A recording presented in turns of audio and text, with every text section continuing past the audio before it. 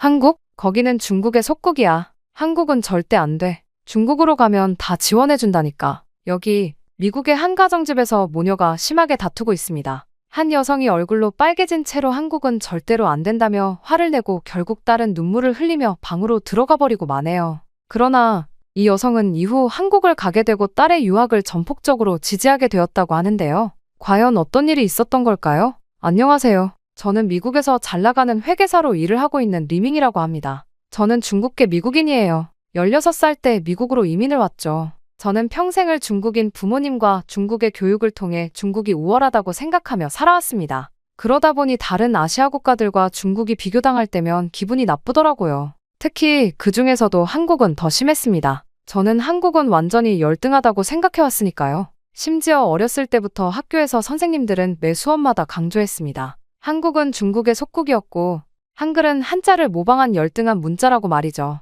저 또한 당연히 그렇게 생각했고요. 그러다 보니 미국에서 한국 학생들을 볼 때면 중국어로 소리치며 이야기하고는 했습니다. 속국 주제, 수업 시간에 한국 학생이 발표하러 나오면 일부러 하품을 크게 했고 그들이 지나갈 때면 친구들과 중국어로 키득거렸습니다. 한국 학생들이 발표할 때면 짜증스러운 표정을 일부러 지었죠. 한국어 억양이 너무 거슬린다. 중국어를 배워야 하는데 라고 큰 소리로 말하기도 했어요. 항상 그들을 무시했던 거죠. 가장 기억에 남는 사건은 학교 문화축제 때였어요. 한국 학생들이 준비한 부스 앞에서 일부러 큰 소리로 중국어로 떠들었죠. 중국 음식이 원조인데 이건 다 베낀 거잖아. 그러다 김치를 보고는 일부러 코를 막으며 역겨워 라고 말했어요. 그때 한 한국 여학생이 저를 똑바로 쳐다보더니 그렇게 말하지 마세요 라고 했지만 저는 오히려 더 큰 소리로 우리나라 음식을 베껴놓고 뭐가 당당해? 라고 말했죠. 그 여학생의 눈에 눈물이 고이는 걸 보고도 저는 콧방귀를 뀌면서 돌아섰어요.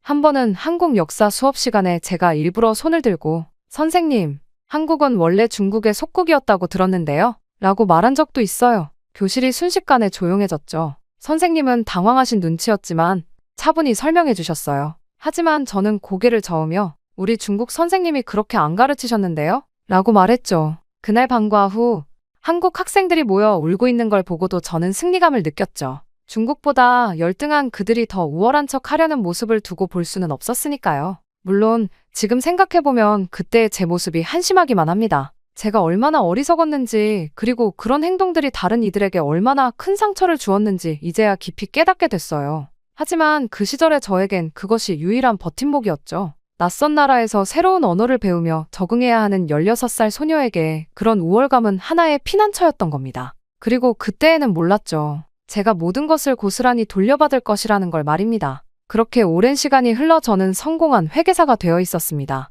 예쁜 집도 장만했고 주말이면 골프도 치러 다녔죠. 심지어 딸 에밀리는 벌써 16이 되었어요. 제가 미국에 처음 발을 디뎠던 나이입니다. 그리고 저에게는 그 누구보다 어여쁜 딸이죠. 하지만 딸의 방에서 흘러나오는 소리는 매일 저를 불편하게 만들었어요. 엄마, 이 노래 진짜 좋지 않아요? 하며 에밀리가 들려주는 한국 노래를 들을 때면 고등학교 시절에 그 불편한 감정이 되살아났습니다. 특히 에밀리가 한국어를 따라 부르려 할 때면 속에서 무언가가 끌어올랐죠. 게다가 에밀리의 방은 한국 문화의 전시장 같았어요. 벽에는 한국 아이돌 포스터가 가득했고 책장에는 한국어 교재가 꽂혀 있었죠. 딸의 침대 옆 협탁에는 한글로 쓰여진 일기장도 놓여 있었습니다. 일기장을 볼 때마다 제 마음 한구석이 불편해졌어요. 제가 그토록 무시하던 문자로 제 딸이 자신의 비밀스러운 이야기를 적고 있다니. 주말이면 에밀리는 한국 드라마를 봤어요. 거실 소파에 앉아 한국어 자막을 읽으며 울기도 하고 웃기도 했죠. 저는 그런 에밀리를 볼 때마다 일부러 중국 드라마를 보자고 했습니다. 이게 진짜 아시아의 문화야 하면서요. 하지만 에밀리는 엄마, 중국 드라마는 너무 뻔해요 라고 대답했죠. 한 번은 에밀리의 SNS를 우연히 보게 된 날도 있었어요. 자기소개란에 한국어로 나는 너를 사랑해 라고 적혀 있었죠. 그 순간 제 마음속에서 뭔가가 울컥 치밀어 올랐어요. 고등학교 시절 제가 한국 학생들을 괴롭혔던 기억이 떠올랐거든요. 특히 교실에서 한국어를 비웃었던 그때가 생생했죠. 특히 에밀리의 책상 서랍에서 한국 대학교 팸플릿을 발견했을 때는 정말 충격이었어요. 서울대학교, 연세대학교, 고려대학교. 제 딸이 그토록 제가 무시하던 나라의 대학을 찾아보고 있었다니. 그때 저는 처음으로 제 편견이 얼마나 깊은지 직면하게 되었습니다. 에밀리의 친구들이 놀러 올 때면 더욱 괴로웠어요. 그들은 다들 케이팝을 좋아했고 한국 음식을 먹고 싶어 했죠. 가끔은 한국인 친구들이 놀러 오기도 했어요.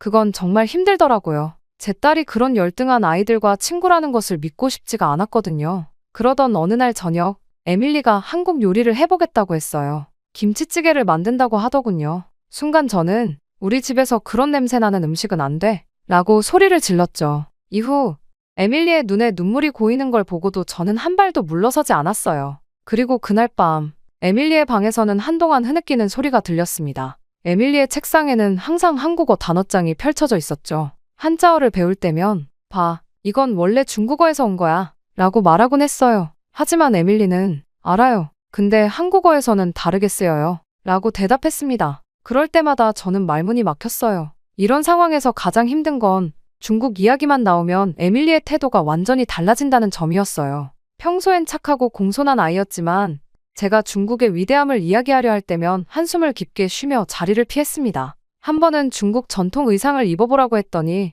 피아노 레슨이 있다며 서둘러 집을 나가버렸죠. 중국 음식점에 가자고 하면 숙제가 많다고 했고 중국 영화를 보자고 하면 갑자기 피곤하다며 방으로 들어가 버렸어요. 제가 중국 친구들을 초대했을 때는 더했습니다. 에밀리는 아예 방문을 잠그고 나오지도 않았어요. 식사 시간이 되어서야 나왔지만 중국의 경제 발전에 대한 이야기가 나오자마자 난 숙제해야 해요, 라며 다시 방으로 달아나 버렸죠. 평소 공부할 때는 거실에서 하던 숙제도 제가 중국 이야기를 꺼내면 방에서 하겠다고 했습니다. 완전히 중국 문화를 배척하는 모습에 제 마음은 더욱더 아파왔죠. 이런 상황이 계속되면서 에밀리와 저희 관계는 점점 멀어져 갔습니다. 주말 저녁 식사 시간에도 대화는 줄어들었고 에밀리는 방에서 한국 드라마를 보는 시간이 늘어났죠. 저는 그런 상황이 불편했지만 어떻게 해야 할지 몰랐어요. 제 안에 편견이 너무 깊었던 거죠. 그러다 결국 사건이 터지고 말았습니다. 어느 날 아침 에밀리가 갑자기 한국 유학을 선언하고 만 것이죠.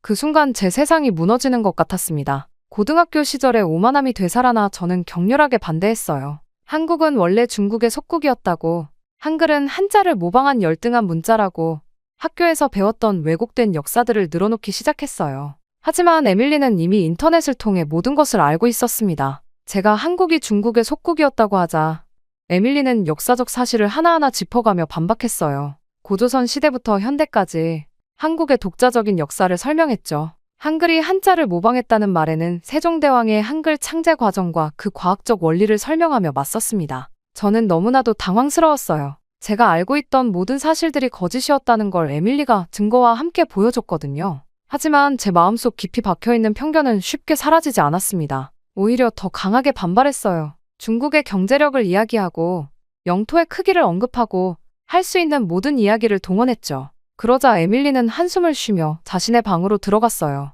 그리고 그날 이후로 매일 아침 식사 시간이 전쟁터가 되었습니다. 제가 중국의 위대함을 강조하면 에밀리는 한국의 현재를 이야기했어요. K-팝, 한국 드라마, IT 기술, 반도체, 심지어 중국 젊은이들도 한국 문화를 동경한다고 했죠. 그렇게 시간이 갈수록 갈등은 점점 더 깊어졌어요. 에밀리는 더 이상 제 말을 들으려 하지 않았고 저는 딸의 선택을 인정할 수 없었습니다. 식사 시간에 대화는 줄어들었고 주말에도 서로 마주치지 않으려 했죠. 집안에는 무거운 침묵만이 가득했어요. 그러던 어느 날부터 에밀리는 방과 후 카페에서 일하기 시작했어요. 처음에는 용돈을 위한 건 줄 알았는데 알고 보니 한국행 비행기 티켓을 사기 위해 시작한 것이더군요. 에밀리는 피곤할 텐데도 불평 한마디 없이 열심히 일했어요. 가끔 카페 앞을 지날 때면 에밀리가 손님들에게 친절하게 웃으며 주문을 받는 모습이 보였어요. 그 모습을 보고 있자면 마음이 복잡해졌습니다. 심지어는 주말에도 아르바이트를 나갔어요. 원래는 함께 영화도 보고 쇼핑도 하던 시간이었는데 이제는 그런 시간이 없어졌죠. 에밀리의 달력에는 빨간 동그라미가 하나둘 늘어갔어요. 비행기 표를 살 수 있는 날짜를 계산하고 있더군요. 게다가 한국어 학원비도 스스로 벌어서 냈어요. 제가 차라리 내가 번 돈으로 중국어를 배우는 게 어떠니? 라고 물었을 때 에밀리는 차갑게 대답했죠. 전 제가 원하는 걸 할 거예요. 그 말을 듣는 순간 제 고집이 얼마나 이기적인지 깨달을 수 있었어요. 시간이 갈수록 에밀리의 책상 위에는 한국어 능력 시험 준비 문제집이 쌓여갔습니다. 에밀리는 아르바이트를 마치고 돌아와서도 한국어 공부를 했어요. 그 모습을 보고 있으면 제가 과연 딸의 꿈을 가로막을 자격이 있는지 의문이 들었습니다. 그래서 마지막으로 저는 조건을 제시했습니다. 중국으로 유학을 간다면 모든 비용을 대주겠다고 했죠. 좋은 기숙사도 구해주고 용돈도 넉넉히 주겠다고 약속했어요. 그리고 그때 저는 에밀리의 행동에 크게 충격을 받고 말았습니다. 처음으로 에밀리가 정말 크게 화를 냈거든요. 엄마는 정말 아무것도 모르시는 거예요? 에밀리의 목소리가 떨렸어요. 눈에서는 눈물이 흘러내리고 있었죠. 중국 애들이 절 어떻게 대했는지 아세요? 저는 매일 따돌림을 당했어요. 중국인도 아니면서 중국계라고 우쭐대지 말라고. 도시락도 빼앗기고 숙제도 베껴갔어요. 에밀리는 흐느끼면서 이야기를 이어갔습니다. 중국계 아이들이 단체로 지나가면서 일부러 어깨를 치고 갈 때 지민이라는 한국 친구가 나서서 막아주었다고 해요. 수학 숙제를 베껴가려는 중국 아이들을 혜원이가 선생님께 알려주었고 점심시간에 혼자 있는 에밀리를 보고 수진이가 자기 친구들과 함께 앉자고 했다고 했어요. 작년 학교 축제 때도 그랬어요. 중국 애들이 제가 사회를 못 볼 거라고 놀렸을 때 한국 친구들이 절 위해 매일 방과 후에 남아서 연습을 도와줬어요. 발음이 이상하다고 비웃는 애들이 있으면 지민이가 너희보다 훨씬 잘하는데 무슨 소리냐며 제 편이 되어줬어요. 한국 친구들은 제가 힘들 때마다 김밥도 싸와주고 한국어도 가르쳐주고 무엇보다 저를 있는 그대로 봐줬어요. 반면에 중국 애들은 엄마처럼 늘 자기들이 제일이라고만 했죠. 저는 그런 곳에 다시 가고 싶지 않아요. 에밀리의 이야기를 들으며 저는 큰 충격에 빠졌어요. 제가 딸의 삶에 대해 얼마나 무지했는지 그리고 제 편견이 얼마나 딸을 힘들게 했는지 처음으로 깨달았습니다. 고등학교 때 제가 한국 학생들에게 했던 행동들이 떠올랐어요. 어쩌면 그때 그 학생들도 에밀리처럼 마음에 깊은 상처를 받았을지도 모르겠다는 생각이 들었죠. 그리고 다음날 아침 식탁에 놓인 봉투 하나가 제 시선을 붙잡았어요. 두꺼운 서류가 담긴 봉투였죠. 한국 문화교류 프로그램 최종 합격 그 글자들이 제 눈에 들어오는 순간 온몸에 전율이 흘렀습니다. 에밀리가 그동안 카페에서 모은 돈으로 지원한 프로그램이었어요. 봉투 안에는 이미 모든 절차가 끝났다는 내용이 담겨 있었습니다. 서류를 하나하나 확인하면서 제 마음은 더욱 무거워졌어요. 성적증명서, 추천서, 한국어 능력시험 성적표. 에밀리가 얼마나 철저하게 준비했는지 알 수 있었죠. 특히 친구들의 따돌림 이야기를 들은 후라 더욱 마음이 아팠어요. 그 힘든 시간을 보내면서도 이렇게 착실하게 준비해온 거였어요. 저는 프로그램 내용을 자세히 살펴보았습니다. 서울의 명문 고등학교와 연계된 6개월 과정이었죠. 수업은 물론 한국 가정에서의 홈스테이도 포함되어 있었어요. 에밀리는 모든 것을 완벽하게 계획했더군요. 프로그램 비용, 생활비, 심지어 비상금까지. 카페에서 번 돈으로 하나하나 맞춰놓은 예산표를 보며 가슴이 먹먹해졌습니다. 심지어 담임 선생님의 추천서에는 에밀리의 또 다른 모습이 담겨 있었어요. 어려움 속에서도 학업을 게을리하지 않았다는 것, 한국 문화를 이해하려 꾸준히 노력해왔다는 것, 그리고 다른 학생들과 어울리며 문화적 다양성을 실천하고 있다는 내용이었죠. 그동안 제가 얼마나 편협한 시각으로 에밀리를 보았는지 깨달았습니다. 프로그램 지원 에세이는 제 마음을 더욱 아프게 했어요. 저는 매일 아침 한국어 단어 50개를 외웁니다. 잠들기 전에는 한국 드라마를 보며 발음을 따라합니다. 처음에는 너무 어려웠지만 포기하지 않았어요. 제게 한국은 단순한 유학 목적지가 아닙니다. 제 청소년기를 지켜준 친구들의 나라이자 제가 진정한 제 자신을 찾은 곳이니까요. 그 문장을 읽으며 제 마음이 너무나도 아파왔습니다. 홀로 얼마나 힘들었을까 싶으면서 그런 친구들이 있었다는 것에 고마움도 느껴지더군요. 심지어 저는 에밀리의 일기장도 발견했어요. 매일 밤 꾸준히 써내려간 일기에는 딸의 진심이 고스란히 담겨 있었죠. 오늘도 엄마는 중국이 최고라고 하셨다. 하지만 난 알고 있다. 진정한 위대함은 다른 문화를 인정하고 배우려 하는 자세에서 오는 거라는 걸. 언젠간 엄마도 이해해 주실 거야. 그때까지 포기하지 않을 거야. 지민이가 오늘도 한국어를 가르쳐줬다. 발음이 틀려도 절대 웃지 않고 끝까지 도와주는 모습이 정말 고마웠다. 이런 게 진정한 친구이자 스승인 것 같다. 한국 친구들이 보내준 응원 편지들도 있었어요. 에밀리가 소중히 보관해둔 작은 상자 안에서 발견했죠. 에밀리야, 너의 한국어 실력이 늘어가는 게 너무 자랑스러워. 내가 우리나라에 관심을 가져주는 것만으로도 고맙고 행복해. 너는 정말 멋진 아이야. 지민, 처음엔 조용한 전학생이었는데 이제는 우리 반에서 없어서는 안 될 친구가 됐네. 한국 유학의 꿈을 꼭 이루길 바랄게. 파이팅, 혜원. 그 순간 집으로 돌아오는 에밀리의 발자국 소리가 들렸어요. 평소처럼 다녀왔습니다. 라고 하고 방으로 들어가려는 순간 제가 부르자 에밀리는 긴장한 듯 돌아보았죠. 아마도 제 책상 위에 놓인 서류 봉투를 발견했을 거예요. 에밀리, 엄마가 못 알아차려서 미안해. 제 말에 에밀리의 눈이 커졌어요. 내가 얼마나 힘들었는지, 얼마나 열심히 준비했는지 이제야 알게 됐어. 에밀리의 눈에 눈물이 고였어요. 그동안 혼자서 모든 걸 준비하면서 얼마나 외롭고 두려웠을까요? 매일 새벽 일찍 일어나 한국어를 공부하고 학교가 끝나면 카페에서 일하고 늦은 밤까지 프로그램 지원 준비를 하면서도 단 한 번도 지친 내색을 하지 않았던 우리 딸이었어요. 결국 에밀리는 흐느끼기 시작했어요. 저도 더는 참을 수 없어서 딸을 끌어안았습니다. 그동안 제가 얼마나 완고했는지, 얼마나 이기적이었는지 딸의 떨리는 어깨를 안으며 후회의 눈물이 흘렀어요. 엄마도 이제 이해해요. 내가 왜 한국을 선택했는지, 왜 그토록 한국에 가고 싶어 했는지. 이제는 엄마가 내 꿈을 응원할게. 에밀리는 제 품에서 고개를 들고 울먹이며 말했어요. 정말요? 엄마가 이해해 주시는 거예요? 저는 고개를 끄덕였어요. 책상 위에는 에밀리가 그동안 모아온 모든 것들이 있었죠. 카페에서 받은 월급 명세서, 한국어 교재, 문화교류 프로그램 자료들, 그리고 한국 친구들과 찍은 사진들까지 그 모든 것들이 에밀리의 진심을 보여주고 있었어요. 이제 저는 달라져야 했습니다. 딸의 선택을 존중하고 그 선택을 진심으로 지지해주는 것. 그것이 제가 할 수 있는 최선이었어요. 에밀리가 꿈꾸는 미래가 어떤 모습이든 그 여정에 함께하는 것이 진정한 부모의 역할이라는 걸 늦게나마 깨달았습니다. 한국 문화교류 프로그램은 우리에게 새로운 시작이 될 거예요. 에밀리에게는 꿈을 향한 첫걸음이, 저에게는 편견에서 벗어나는 계기가 될 것입니다. 이제 우리는 새로운 여정을 시작하려 합니다. 서로를 더 이해하고 존중하며 함께 성장해 나가는 그런 여정을요. 그날 밤, 오랜만에 에밀리와 함께 저녁을 먹었어요. 에밀리가 좋아하는 한국 음식점에서요. 딸이 행복해하는 모습을 보며 생각했습니다. 때로는 자녀의 선택을 믿고 기다려주는 것, 그것이 진정한 사랑이라는 것을요. 그렇게 한국 음식점에서의 저녁 식사 후, 저는 중요한 결정을 내렸어요. 에밀리를 보내기 전에 직접 한국을 가보기로 한 거죠. 딸을 보내는 부모로서 그곳이 정말 에밀리가 꿈꾸는 그런 곳인지 확인하고 싶었거든요. 비행기표를 예약하고 호텔을 알아보는 동안에도 마음이 복잡했습니다. 고등학교 시절부터 굳어진 편견들이 여전히 저를 붙잡고 있었거든요. 하지만 이제는 달라져야 했어요. 에밀리의 행복을 위해서라도 제 편견과 정면으로 마주해야 했습니다. 그리고 마침내 인천공항에 발을 디딘 순간 저는 충격에 휩싸였습니다. 제가 상상했던 후진국의 모습은 어디에도 없었습니다. 오히려 미국의 어느 공항보다도 현대적이고 효율적으로 운영되고 있었죠. 자동화된 입국 시스템, 깔끔한 시설, 친절한 직원들. 이건 제가 알고 있던 한국이 아니었어요. 게다가 공항에서 서울로 가는 길은 더 큰 충격의 연속이었습니다.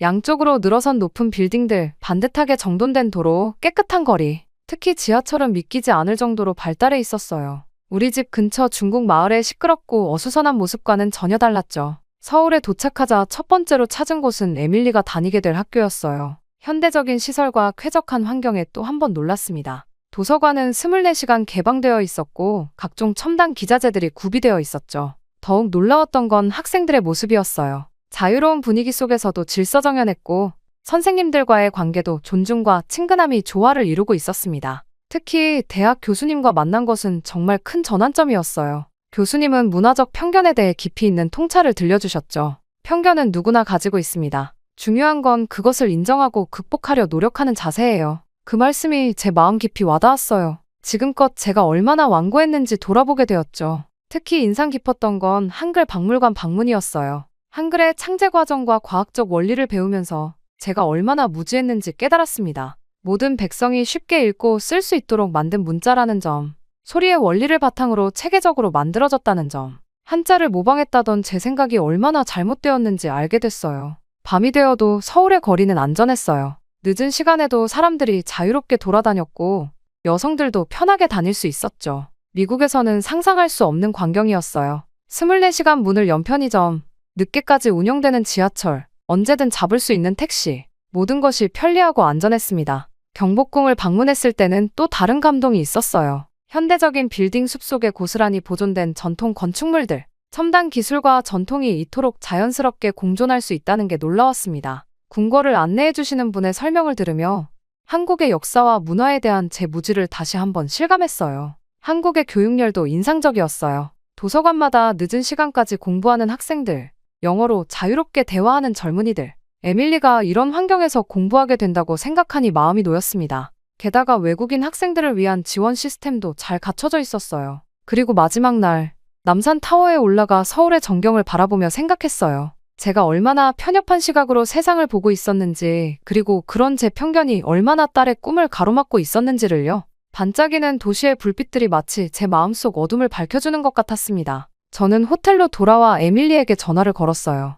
잘못 알고 있었네. 이곳은 정말 내가 꿈꾸던 그대로의 곳이구나. 전화기 너머로 들려오는 에밀리의 흐느낌 소리에 저도 눈물이 났어요. 귀국 비행기 안에서 저는 깊은 생각에 잠겼어요. 한국은 제가 고등학교 때 배웠던 그런 나라가 아니었습니다. 오히려 많은 면에서 미국보다도 앞서 있었고 전통과 현대의 조화도 완벽했죠. 이제는 자신 있게 말할 수 있어요. 에밀리의 선택이 옳았다고요. 귀국 비행기 안에서 창밖을 바라보며 지난 며칠간의 한국 방문을 돌이켜보았어요. 붉은 노을이 구름 사이로 비치는 모습이 마치 제 마음처럼 복잡했죠. 이번 여행은 단순히 딸의 유학을 확인하러 간 것이 아니었습니다. 제 마음속 깊이 자리 잡은 오래된 편견과 마주하고 그것을 극복하는 여정이었어요. 서울의 마지막 밤, 호텔 창문 너머로 보였던 도시의 불빛들이 아직도 선명합니다. 31층 높이에서 내려다본 서울은 마치 별들이 땅으로 내려앉은 것 같았어요. 그 찬란한 빛은 마치 제 편견이라는 어둠을 밝혀주는 것 같았죠. 고등학교 시절, 제가 얼마나 좁은 시야로 세상을 바라보았는지,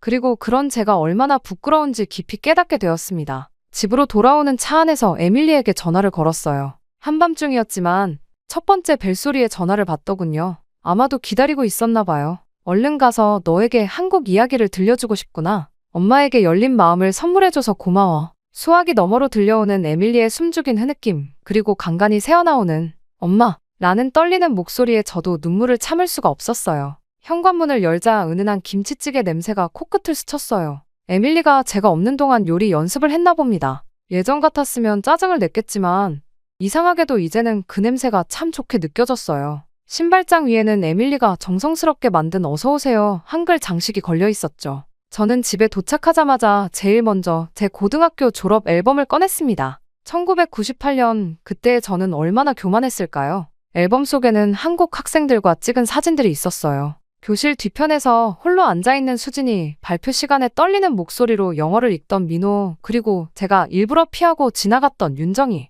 그들의 웃는 얼굴 뒤에 얼마나 많은 상처가 숨어 있었을까. 가슴이 아팠습니다. 그리고 너무나도 미안한 감정이 들었죠. 이후 저는 에밀리의 방에 들어가 보았어요. 달빛이 스며드는 창가에는 푸른빛 무드등이 켜져 있었고 벽에는 한국 지도가 붙어 있었죠. 서울, 부산, 제주도, 각 도시마다 노란 별표가 찍혀 있었어요. 에밀리가 가보고 싶은 곳들이겠죠. 책상 위에는 한글 교재들이 가지런히 정리되어 있었고 형광펜으로 중요한 부분을 표시한 흔적이 역력했어요. 주말이 되자 에밀리와 함께 차이나타운의 익숙한 식당에 갔어요. 단골집이었죠. 그동안 늘 중국 음식이 최고라고 주장하며 한국 음식을 폄하했던 제가 이번에는 달랐습니다. 다음에는 한국에 함께 가보자. 제 말에 젓가락을 들고 있던 에밀리의 손이 살짝 떨렸어요. 놀라움과 기쁨이 섞인 표정으로 저를 바라보더군요. 한국 방문 사진들을 정리하면서 하나하나 되새겨보았어요. 인천공항의 유리천장을 통해 쏟아지던 햇살, 서울의 화려한 야경, 고즈넉한 경복궁의 처마 끝에 맺힌 빗방울,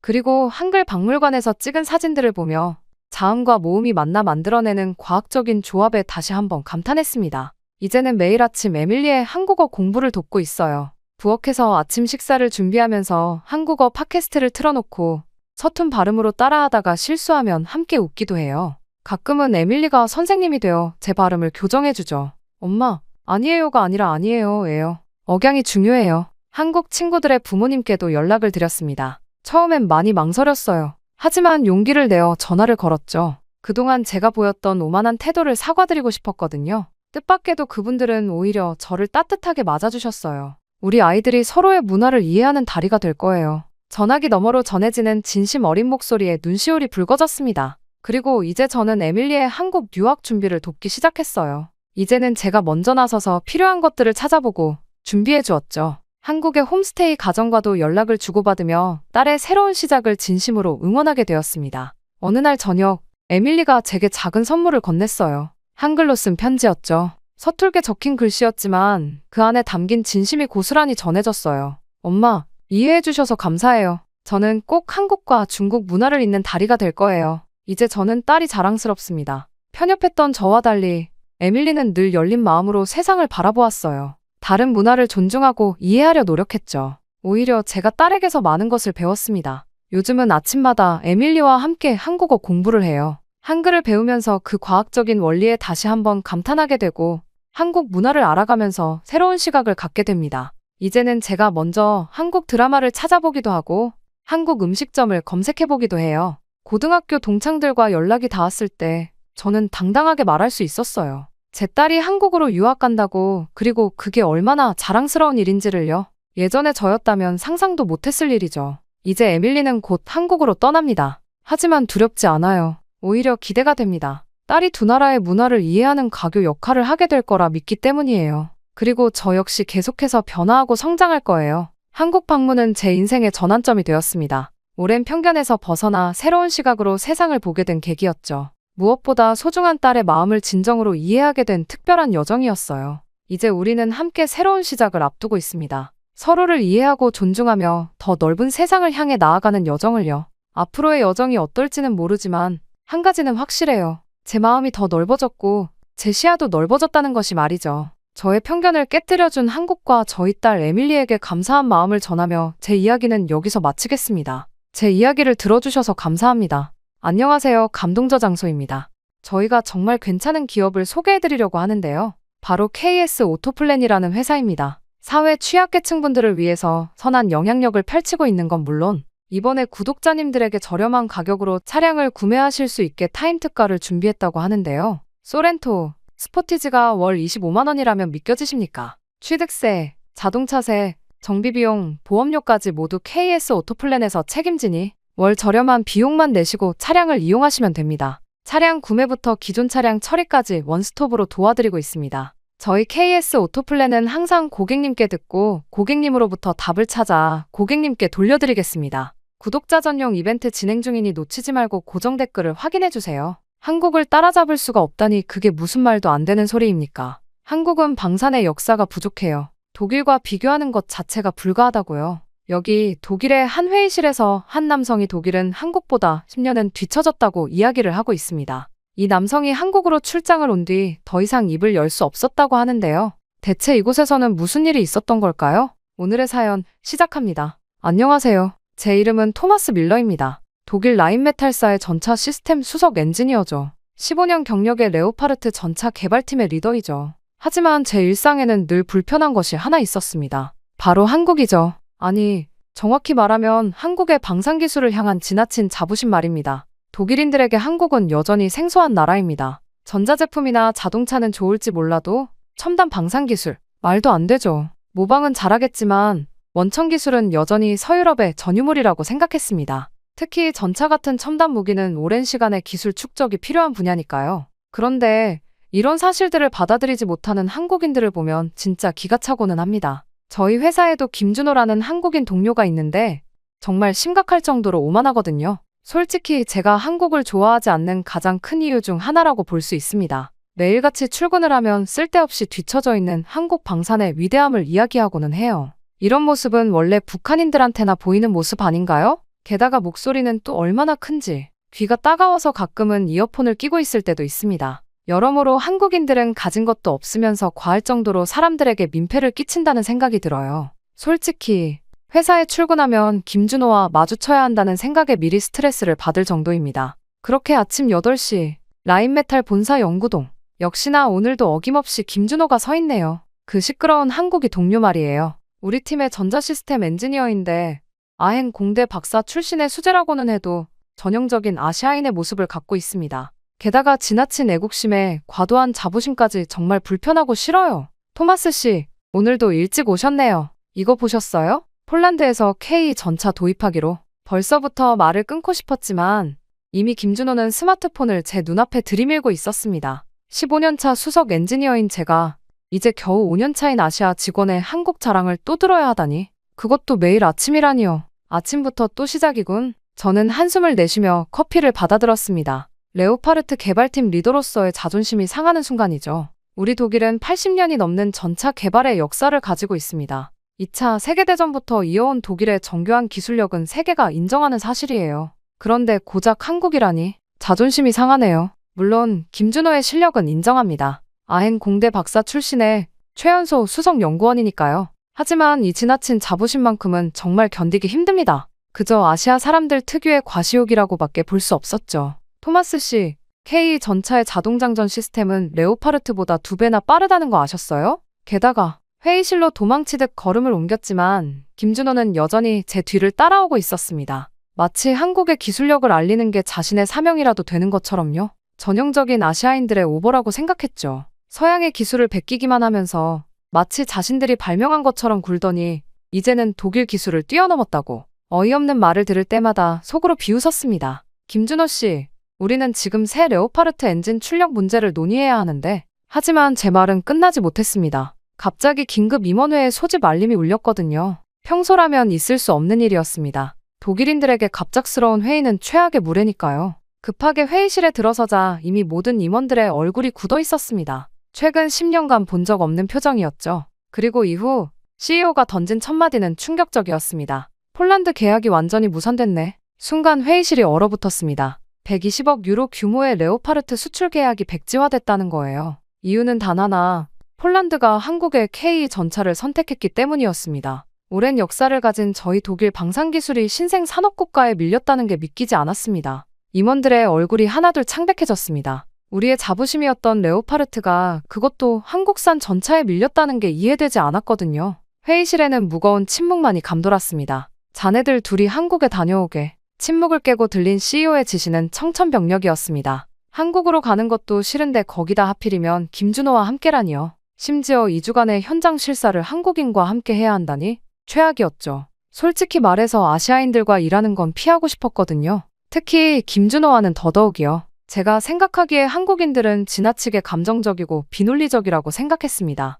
그런데 그런 한국인인 김준호의 끝없는 한국 기술 예찬을 2주나 들어야 한다니 정말 최악이었죠. 프랑크푸르트 공항으로 향하는 차 안에서도 인천행 비행기 안에서도 역시나 김준호의 입은 쉴 새 없이 움직였습니다. 한국의 방산기술이 어떻게 발전했는지, K 전차의 성능이 얼마나 뛰어난지 창밖을 보며 귀를 막고 싶었지만 옆자리에서 들려오는 목소리를 피할 수는 없었네요. 도착하면 직접 보여드릴게요. 한국의 기술이 얼마나 뛰어난지 토마스 씨가 생각하시는 것과는 완전히 다를 거예요. 귀찮게 구는 김준호를 바라보며 저는 생각했습니다. 설마 독일을 뛰어넘었을 리가 없어. 분명 과대 광고겠지. 반도체나 만들지 고작 그 한국이 80년 전통의 독일 방산기술을 따라잡았다고. 12시간의 비행시간 내내 전 그렇게 확신했습니다. 독일의 기술력이 세계 최고라고. 그게 제 15년 경력이 말해주는 진실이라고요. 하지만 이게 제 오만의 시작이었다는 걸 그때는 몰랐습니다. 오랜 비행 끝에 인천공항에 도착한 건 이른 아침이었습니다.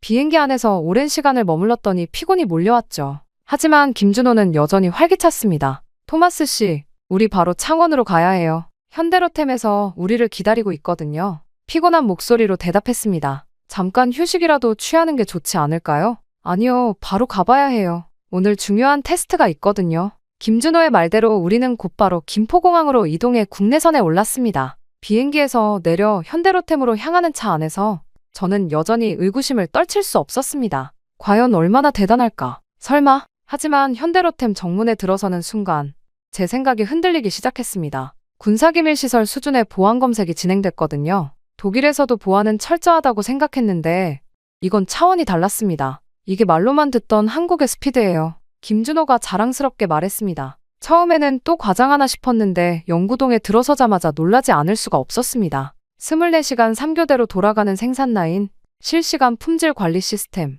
완벽에 가까운 자동화 설비까지. 특히 충격적이었던 건 스마트 팩토리 시스템이었습니다. 생산되는 모든 부품에 센서가 부착되어 실시간으로 데이터가 수집되고 AI가 이를 분석해 품질을 관리하고 있었죠. 레오파르트 생산 라인에서는 상상도 못할 광경이었습니다. 이건 우리보다 앞서 있는데 제가 무심코 내뱉은 말에 김준호가 빙그레 웃었습니다. 이제 시작이에요. 실험동으로 가볼까요? 모니터를 통해 지켜본 자동장전 속도는 믿기 힘들 정도였습니다. 우리 레오파르트의 2배. 아니, 그 이상이었죠. 더구나 장전 정확도는 99.9%를 기록하고 있었습니다. 실험동으로 향하는 길에서 마주한 광경은 더 충격적이었습니다. 영하 40도의 혹한기 테스트실, 영상 50도의 고온 테스트실이 나란히 있었고 그 안에서는 K 전차가 끊임없이 가동되고 있었죠. 레오파르트는 영하 30도 이하에서는 성능을 보장할 수 없는데 말입니다. 저기 보이시나요? 자동장전 시스템 테스트 중입니다. 이건 불가능한데. 저는 무심코 독일어로 중얼거렸습니다.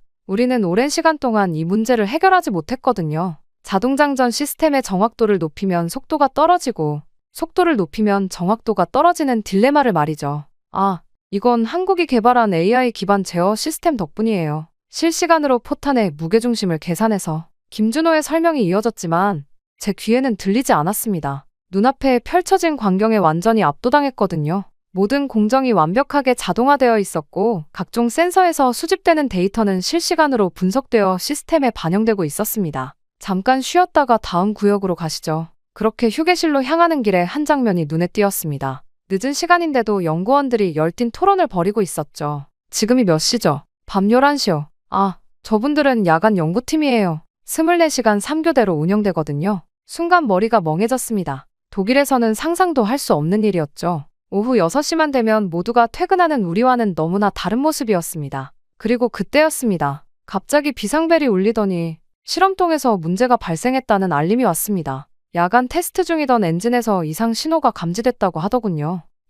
잠시 실례할게요. 김준호가 재빨리 실험동으로 달려갔습니다. 저도 따라가 보니 이미 수십 명의 연구원들이 모여 있었죠. 한밤중인데도 말입니다. 이게 독일이었다면 최소 내일 아침은 되어야 조치가 시작됐을 텐데. 더 놀라운 건 그들의 문제 해결 속도였습니다. 각자 맡은 부분을 체계적으로 점검하고 실시간으로 데이터를 공유하며 30분 만에 문제의 원인을 찾아냈습니다. 그리고 1시간 후 모든 것이 정상화됐죠. 이런 게 가능하다니. 밤이 깊어갈수록 제 고정관념은 산산조각이 났습니다. 한국의 기술력을 얕봤던 제 자신이 부끄러워지기 시작했죠. 특히 연구원들의 열정과 체계적인 시스템은 우리가 본받아야 할 점이었습니다. 내일은 더 놀라운 것들을 보여드릴게요. 김준호의 말에 이번에는 비웃음이 나오지 않았습니다. 오히려 기대가 됐죠. 이미 본 것만으로도 충격적인데 과연 내일은 어떤 모습을 보게 될지. 호텔로 돌아오는 차 안에서 저는 생각했습니다. 우리가 알던 한국은 없었다고. 이제는 우리가 배워야 할지도 모른다고.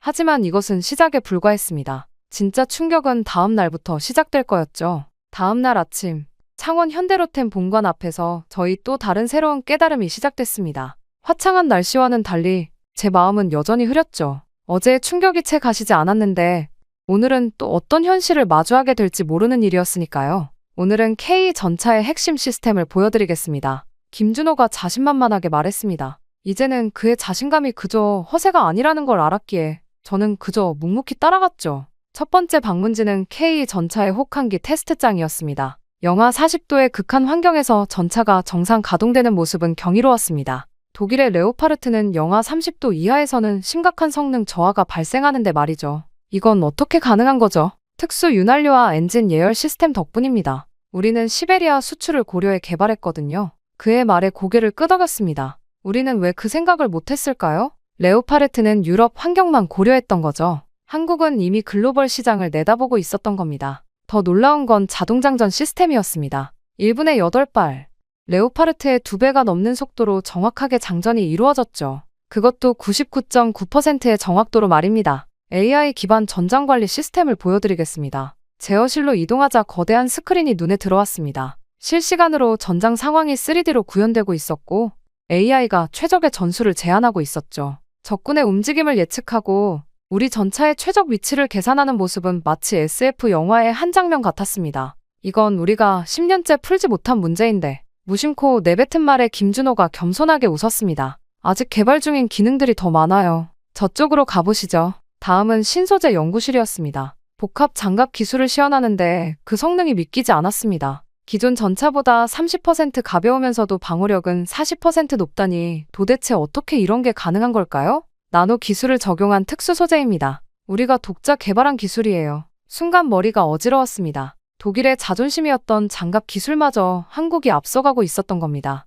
게다가 능동방어 체계 시연은 더욱 충격적이었습니다. 100% 욕격 성공률. 우리 레오파르트의 트로피 시스템은 아직 85%대에 머물러 있는데 말이죠. 드론, 전차 보병 실시간 연동 시스템도 보여드릴게요. 전장에서 드론이 수집한 정보가 실시간으로 전차에 전송되고 이를 보병들과 공유하는 시스템이었습니다. 미래 전장에서 가장 중요한 기술인데 우리는 아직 구상 단계에 머물러 있었죠. 그렇게 오전 견학이 끝나고 점심시간, 저는 구내식당에서 김준호와 마주 앉았습니다. 이제는 그의 말을 무시할 수 없었죠. 오히려 더 많은 것을 알고 싶어졌습니다. 어떻게 이렇게 빠른 발전이 가능했던 거죠? 우리에겐 선택의 여지가 없었어요. 북한이라는 위협 앞에서 우리는 최고가 되어야만 했거든요. 그의 말에서 진정성이 느껴졌습니다. 한국의 방산기술 발전은 단순한 비즈니스가 아닌 생존을 위한 필사적인 노력의 결과였던 거죠. 점심을 마치고 오후에는 차세대 전차 개발 현장을 둘러봤습니다. 여기서 또 한 번 충격을 받았죠.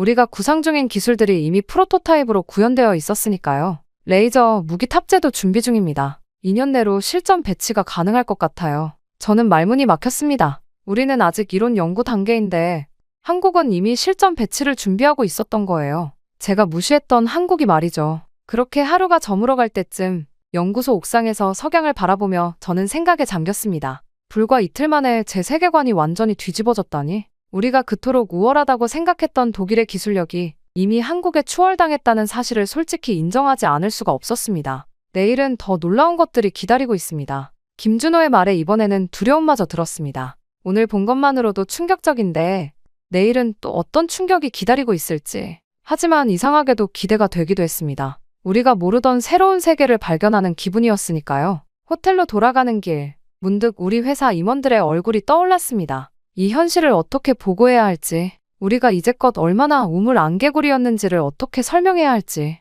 그리고 가장 중요한 건 우리가 어떻게 이 격차를 따라잡을 수 있을지. 밤이 깊어가는데도 이런 생각들이 머릿속을 맴돌았습니다. 그리고 한국 방문 사흘째가 되던 날, 저는 완전히 충격을 받고 말았습니다. 그날은 차가운 가을비가 추적추적 내리는 밤이었습니다. 현대로템 실험장의 거대한 LED 조명이 비에 젖은 아스팔트를 비추고 있었죠. 대형 전광판에는 야간 극한환경 테스트 진행 중이라는 문구가 번쩍이고 있었습니다. K 전차의 실전 테스트를 참관하는 날이었죠. 독일에서라면 이런 궂은 날씨에 테스트를 강행하진 않았겠지만 이곳은 달랐어요. 실험장 한켠에 설치된 임시 천막 아래서 테스트 준비 상황을 지켜보고 있노라니 차가운 빗방울이 간간히 얼굴에 닿았습니다. 비옷을 입은 정비사들이 마지막 점검을 위해 분주히 움직이는 모습이 눈에 들어왔죠. 한 정비사는 무릎을 꿇고 궤도를 점검하고 있었고 다른 이는 전자장비의 방수 상태를 확인하고 있었습니다. 오늘은 실전 상황을 가정한 종합 테스트입니다. 악천후속 전투 능력을 평가하죠.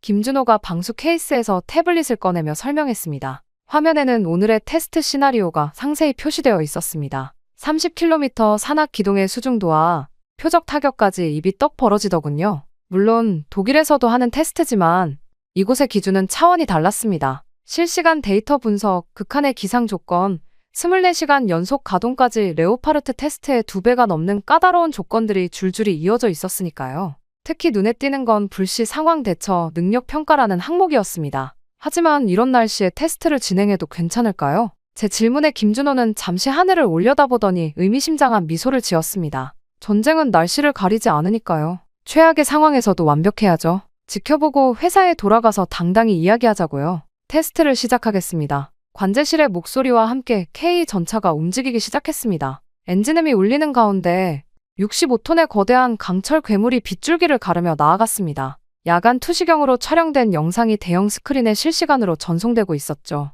레이더와 연령상 장비가 전차 주변의 모든 상황을 디지털 데이터로 변환해 보여주고 있었습니다. 지금 전차에는 12개의 핵심 시스템이 동시에 작동하고 있습니다. 각각의 데이터는 실시간으로 분석되죠. 김준호의 설명을 들으며 모니터들을 바라보았습니다. 엔진 성능, 포탑 회전, 현수장치 반응, 전자제어 시스템, 모든 것이 완벽한 조화를 이루며 작동하고 있었습니다. 특히 인상적이었던 건 AI 기반의 실시간 진단 시스템이었죠. 레오파르트에는 없는 기술이었습니다. 그러다 밤 10시 15분 갑작스러운 경고음이 통제실을 가득 메웠습니다. 빨간색 경고등이 번쩍이는 가운데 메인 모니터에는 수십 개의 오류 메시지가 쏟아져 나왔습니다. 테스트 중이던 K 전차의 전자제어 시스템에서 심각한 이상 신호가 감지된 것이었죠. 엔진 출력이 급격히 저하되고 포탑 제어 시스템이 불안정한 신호를 보내기 시작했습니다. 긴급 상황입니다. 모든 엔지니어는 즉시 통제실로 모여주세요. 반복합니다. 차가운 기계음의 방송이 울려 퍼졌습니다.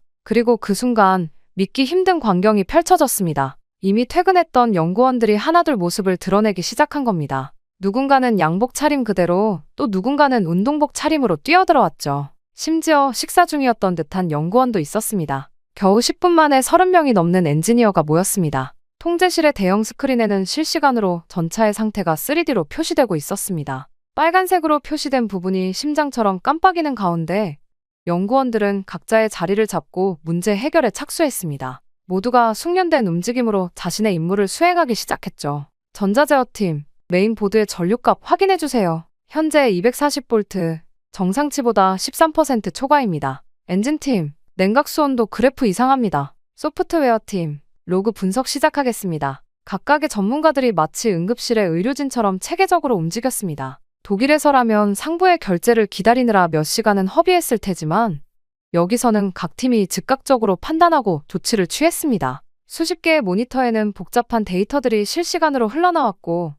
연구원들은 그것을 마치 쉬운 동화책을 읽듯 빠르게 분석했습니다. 이것 좀 보세요. 김준호가 가리키는 모니터에는 AI 분석 시스템이 가동되고 있었습니다. 과거의 모든 오류 데이터와 현재 상황을 실시간으로 비교 분석하면서 가능한 원인을 순서대로 나열하고 있었죠. 마치 의사가 환자의 증상을 진단하듯 정확하고 체계적이었습니다. 27분이면 충분합니다. 한 연구원의 자신감 넘치는 선언이 현실이 되는 데는 오래 걸리지 않았습니다. 정확히 27분 후 전자제어 장치에 미세한 오류가 발견됐습니다. 습도 센서의 오작동으로 인한 연쇄 반응이었죠. 비가 만든 높은 습도가 센서의 임계값을 넘어서면서 발생한 문제였습니다. 더 놀라운 건 그 다음이었습니다. 예비 부품이 마치 마법처럼 즉시 공급됐고 수정된 소프트웨어는 실시간으로 업데이트됐습니다. 모든 과정이 디지털화되어 있어 한치의 오차도 허용하지 않았죠. 새벽 1시, 모든 문제가 해결됐다는 녹색 신호가 모니터에 떴습니다. 이제 다시 테스트를 재개하겠습니다. 연구원들의 눈빛에서는 피곤함보다 승리의 기쁨이 더 크게 느껴졌습니다. 그들에게 이런 위기 상황은 또 하나의 도전이자 시스템을 완벽하게 만드는 기회였던 겁니다. 후줄근해진 와이셔츠에 넥타이도 풀린 채 모두가 자신의 자리로 돌아갔습니다. 하지만 어느 누구도 퇴근을 생각하지 않는 듯했죠. 그들의 눈빛에는 오히려 다음 과제를 기다리는 듯한 열기가 가득했습니다. 호텔로 돌아가는 차 안 빗방울이 여전히 창문을 두드리고 있었습니다. 김준호가 조용히 말을 건넸습니다. 이런 일이 있을 때마다 우리는 더 강해집니다. 실패를 두려워하지 않는 것, 그게 우리의 경쟁력이죠. 창밖으로 보이는 공장들의 불빛은 여전히 꺼지지 않고 있었습니다. 한밤중인데도 꺼지지 않는 불빛처럼 그들의 열정도 꺼질 줄 모르는 듯했어요. 비가 만드는 차창의 물방울 너머로 공장들의 불빛이 흐릿하게 반짝였습니다. 그 모습을 보고 인노란이 문득 부끄러워졌습니다. 우리의 오만함이 이런 현실을 직시하지 못하게 했던 거죠. 80년 전통의 레오파르트만을 내세우며 변화하는 세상을 못 본 채 안주했던 우리 자신이 말입니다. 우리가 자부심이라 생각했던 것은 어쩌면 안일함의 다른 이름이었는지도 모릅니다. 내일도 바쁜 하루가 될 것 같네요. 김준호의 말에 이번에는 기대감이 앞섰습니다. 이제는 알았으니까요. 매 순간이 새로운 배움의 기회라는 것을. 그리고 우리가 얼마나 더 발전해야 하는지도 말입니다. 차창 밖 빗방울 너머로 보이는 공장의 불빛들이 마치 미래를 향한 희망처럼 반짝이고 있었습니다. 창원의 밤은 깊어갔지만 기술의 발전은 멈추지 않고 있었습니다. 그리고 저는 이제 그 현실을 직시할 준비가 되어 있었습니다. 다음 날, 저는 김준호와 함께 서울로 올라왔습니다. 창원에서의 충격적인 경험 이후 이제는 한국의 방산기술 연구의 중심지를 보여주겠다는 거였죠. KTX에서 내려 강남으로 향하는 도로변, 간간히 내리는 가을비 사이로 마천루들이 빛나고 있었습니다. 저기 보이는 건물입니다. 김준호가 가리킨 곳은 검은 유리와 철골로 이루어진 초현대식 빌딩이었습니다. 국방과학연구소 특별연구센터라는 간판은 어디에도 보이지 않았지만 건물 주변의 삼엄한 경비만으로도 이곳의 특별함을 짐작할 수 있었죠. 보안 검색을 받으셔야 합니다. 1층 로비에서 시작된 보안 절차는 생체 인증부터 소지품 검사까지 마치 군사시설에 들어가는 것 같은 느낌이었습니다. 특히 눈에 띈 건 양자암호화 기반의 출입 통제 시스템이었죠. 독일에서도 아직 실험 단계인 기술이었습니다. 여기가 우리의 두뇌입니다. 44층 연구소에 들어서자마자 시선을 사로잡는 건 거대한 홀로그램 시스템이었습니다. 천장부터 바닥까지 이어지는 3차원 디스플레이는 마치 공상과학 영화의 한 장면 같았죠. 실시간으로 전 세계의 방산기술 동향이 입체적으로 표시되고 있었습니다. 미국의 에미레이 에이브럼스, 그리고 우리 레오파르트의 성능 분석 데이터까지.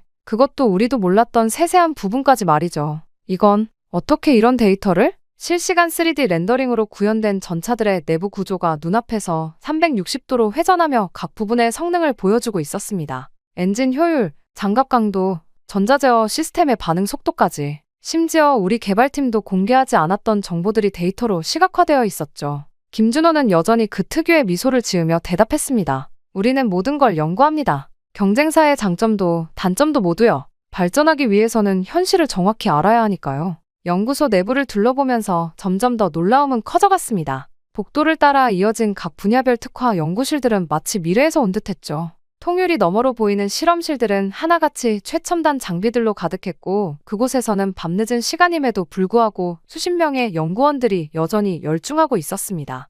미래전투체계 연구실의 모습은 특히 충격적이었습니다. 인공지능과 전차를 결합한 무인 시스템을 개발하고 있었는데 테스트 중인 시스템은 0.1초 만에 전장 상황을 분석하고 최적의 대응을 도출해냈습니다. 시뮬레이션 화면에서는 AI가 통제하는 전차가 실제 전차 조종수보다 더 정교하게 움직이고 있었죠. 신소재 연구실은 또 다른 차원의 놀라움이었습니다. 나노 구조를 활용한 새로운 복합 소재가 테스트 중이었는데 이 소재는 전차의 중량은 30% 줄이면서 방호력은 40% 높일 수 있다고 했습니다. 현미경으로 본 소재의 구조는 마치 예술 작품 같았죠.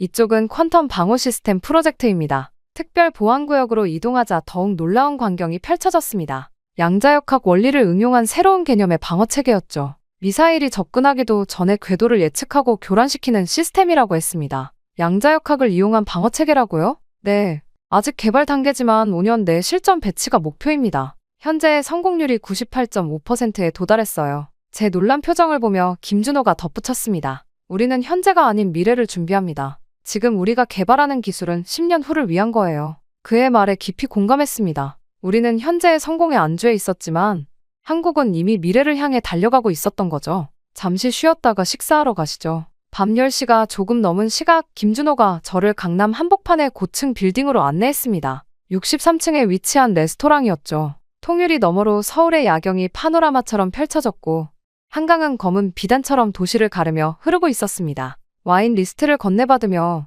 처음으로 편안한 분위기에서 대화를 나눌 수 있었습니다. 솔직히 말씀드리면 처음엔 토마스 씨가 정말 싫었어요. 김준호의 갑작스러운 고백에 놀랐습니다. 그가 고른 프랑스 와인을 서버가 따르는 동안 잠시 침묵이 흘렀죠. 유럽의 오만함이 느껴졌거든요. 하지만 이해합니다. 저도 처음 독일에 갔을 때 그런 시선을 많이 받았으니까요. 와인잔을 돌리며 김준호는 자신의 이야기를 들려주었습니다. 아헨 공대에서 박사 과정을 밟을 때의 어려움, 아시아인이라는 이유로 받았던 차별, 그리고 그것을 극복하고 최고의 성과를 내기까지의 과정을 말이죠. 그의 목소리에는 씁쓸함과 자부심이 교차했습니다. 독일 교수님이 제 첫 논문 주제를 보고 웃으시더군요. 너무 야망적인 것 아니냐고요. 하지만 2년 후 저는 그 논문으로 국제학회 최우수상을 받았습니다. 그의 눈빛에서 당시의 결연한 의지가 다시 한번 타오르는 것을 볼 수 있었습니다. 그래서 더 증명하고 싶었나 봐요. 우리도 할 수 있다는 걸. 아니, 더 잘할 수 있다는 거려. 창 너머로 보이는 서울의 불빛들이 그의 말에 공감하듯 반짝였습니다.